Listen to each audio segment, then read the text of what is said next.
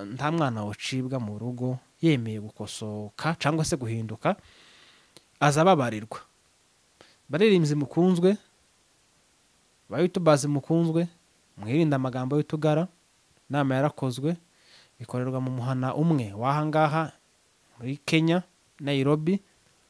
Ariyo gahunda yo kugumura abantu, propaganda nk'izo ngizo izo rwose umuntu zagezemo azagenda ahinduka, ukabona imivugire yahindutse, inshuti yazihinduye.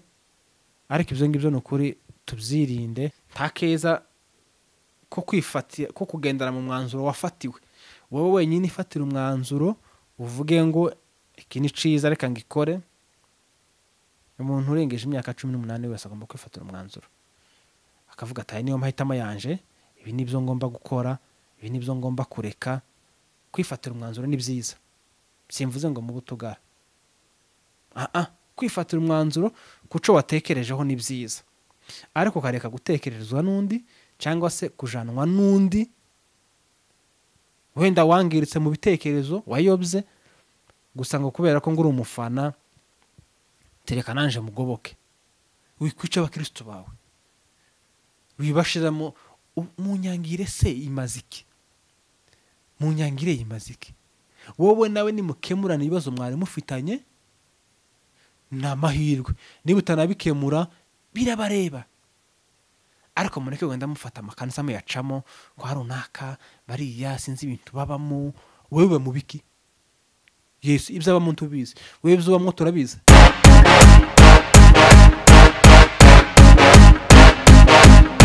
Ndagusuhuje nkwifurije igitondo ciza webwe ndetse nabigorobye, nkwifurije umugoroba mwiza bivanye naho uherereye. Ngo amahoro y'Imana akomeze abane nawe ndetse no muri gahunda zawe nziza urimo. Dusuhuje abanyamurenge bose ku isi ukuye mu tugara. Turamukije abanyamasisi bose ku isi, turamukije abanyarwanda bose ku isi, ndetse n'inshuti z'abanyamurenge. Tugira n'inshuti zitumva ururimi tuvuga gusa zikadukunda, ariko tutwobora kuvuga ngo namwe turabaramukije. Yambi. Dushimiye ko subscribe kuri Ineza Live TV. Uri umuntu w'agaciro kandi uri umuntu w'ingenzi. Warakoze guhitamo nk'umuryango, warakoze kutubera umuvandimwe, warakoze kuza kwifatanya natwe. Ya ndirimbo ngo ntamana ntahuzima tutabafite natwe ntaco twaba turico. Turabaramukije cyane kandi turabiyegereje ngo muze mubane natwe. Uyu munsi cyangwa se iyi minsi turimo twavuze ko tuza tubaheza ibiganiro ubutitsa buri munsi, tugerageza gucukumbura amakuru y'ukuri, nubwo ukuri kuza kuryana kandi nubwo bamwe banga ukuri. Sinzi impamvu ukuri kwangwa n'abantu benshi. Ugerageje kukuvuga ababaye ikindi, babaye undi muntu, ntabwo abakiri wa wundi, aba yabaye undi. Ariko nyaboneka muzamurika ibitekerezo by'umuntu tubyumve, ibitekerezo by'utugara muzamubyumva, ibitekerezo byatwirwaneho muzamubyumva, kandi muzamureka kuvuga ngo akagana ntimukazamugaheza platform kaze kavuge. Ibi ari byiza nje imba nashaka ko tubamenya, baze bavuge, tumenye uruhande barimo, tunamenye nabo turi kumwe. Bya bindi ngo ibuye ryagaragaye kiriba rikicishe isuka. Rero hano twebwe iwacu nta muntu duheza, wo gusa twima karibu nuzaje gutukana. Ariko umuntu uza aje kuvuga uruhande rwiwe cyangwa se opinion yiwe, kavuga ati ngiye ndabyumva gutya cyangwa se nje nduyu nguyu, uwo rwose tumuheza karibu. Uwo tutoyiha gusa nuvuze ati nje gutuka runaka. Uwo nguwo we uwo murabizi ko atari umuco mwiza, kandi murabizi ko ibyo ngibyo bitari mu ndangagaciro za kinyamurenge. Ariko umuntu uje kuvuga uruhande rwiwe cyangwa se ukabona ibintu cyangwa se uza kuteraho commentaire ku byavuzwe na runaka, uwo nguwo rwose tumuheza karibu. Ntawe duheje, uwo duheje gusa nuza kwa gusebya abantu no kubatuka, uwo nguwo rwose we ntabwo tumuhaye karibu. Ndagira ngo mbabwire amakuru make mfite kandi ariho mu minsi iri imbere muzayabona kandi muzayumva. Gusa nuko hano Nairobi hari kanisa rimwe ryabereyemo inama riyobowe n'umushumba Murevera, akaba ari mu itsinda cyangwa se timu y'Akagara. Ibo gahunda bafite ari ukugumura abantu, cyane cyane ibinyamakuru bimwe bazagenda wenda babageraho bababwira ibyo bakeneye ko mubakorera, n'abandi bantu bamwe babaye influencer, tugira abayimbe bakunzwe, tugira abaririmbyi bakunzwe cyangwa se bazwi. Nk'abo ngabo rwose mwitege ko Utugara tugiye kubageraho, tubayobya, tubakura mu murongo murimo. Umuntu agume mu murongo arimo ukora itangazamakuru ryiza, ataratamikwa mugani wa Afande Rugabo, nakomeza rikore. Kandi n'uwatamitswe nawe mugani wa Afande kandi nacire birarura, kuko ntiwogambanira ubwoko ngo biguhire cyangwa se ngo witandukanye nabwo ugubwe neza. Iyo nama rero ngo yari igamije iki? Yari igamije kugenda igera mu baririmbyi bakunzwe, aba-YouTubers bakunzwe. Harimwe ama-YouTubers bakunzwe bakurikirwa cyane, barahari. Kuvuga ukuri ntaco byishe kandi ntaco bitwaye. Nk'abo ngabo rero kubagera kugira ngo babere abambasaderi banyomoza ibyo batwebwe twerwaneho turi kuvuga, berekana uburyo ki twasaze, uburyo ki twayobye, uburyo ki ibyo tuvuga tutabifitiye gihamya cyangwa se amakuru, kuko twatangiye tubivuga ukuri kuratinda ariko ntiguhera kandi kuri kuza guca mu ziko tigusha.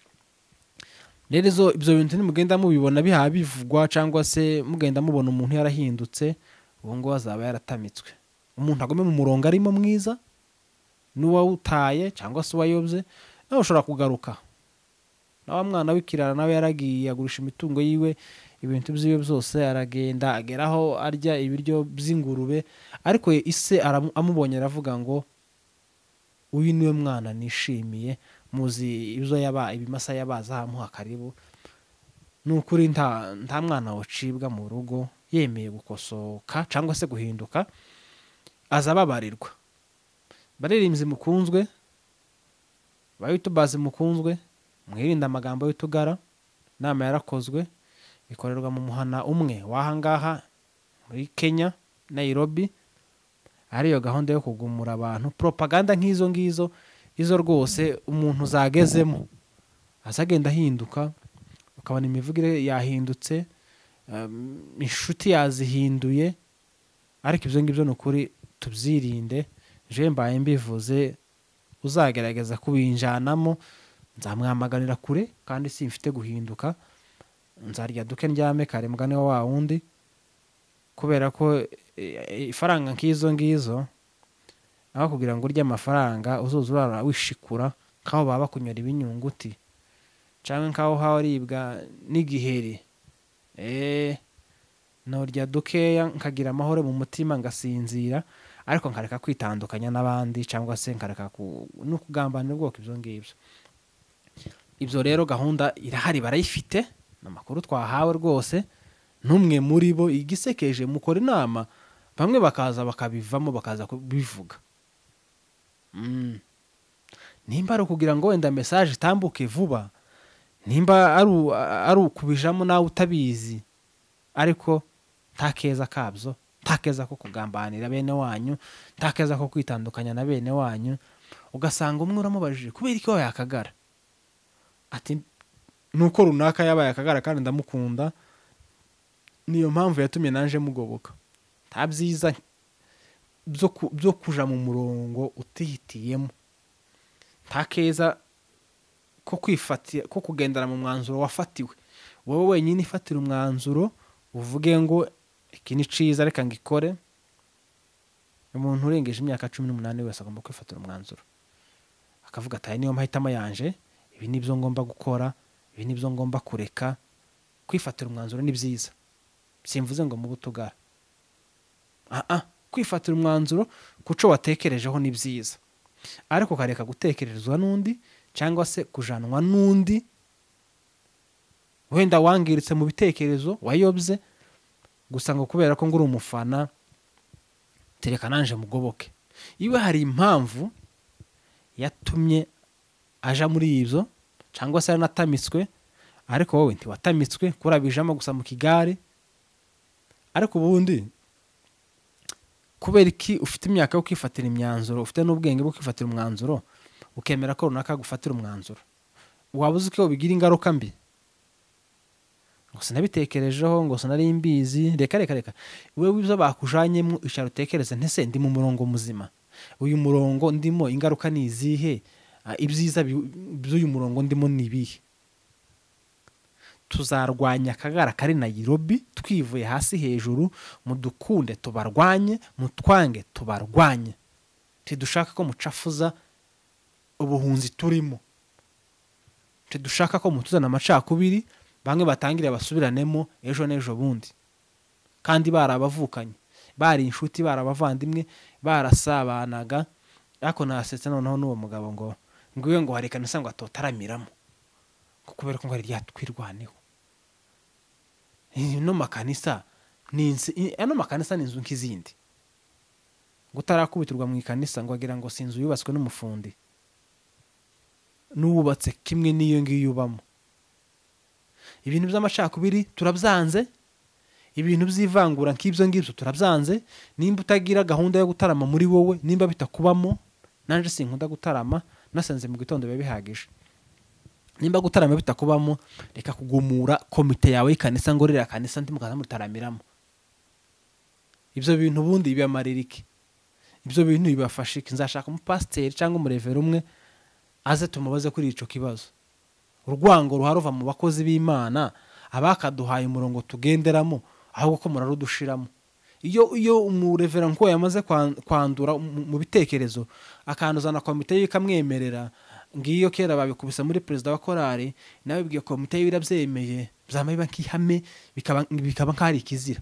Timugataramira kwa runaka. Dufite amakanisa amwe ameze gutyo, arahari rwose turayazi, adashobora gutaramira kwa runaka ngo nje ngo simpakunda ngo ntiyambamo, ngo mbana ngo bagira gahunda ngo idafatika. Iyi nibo nyine gahunda y'ikanisa runaka, ntabwo ikanisa rya runaka rigomba kugenda kuri gahunda yawe.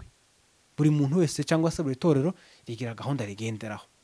Iyo ni propaganda rero ihayizanwa kugira ngo amacakubiri yihute cyangwa se message yihute, urwango n'urwaguke. Ibyo bintu mubyirinde nk'abakozi b'Imana.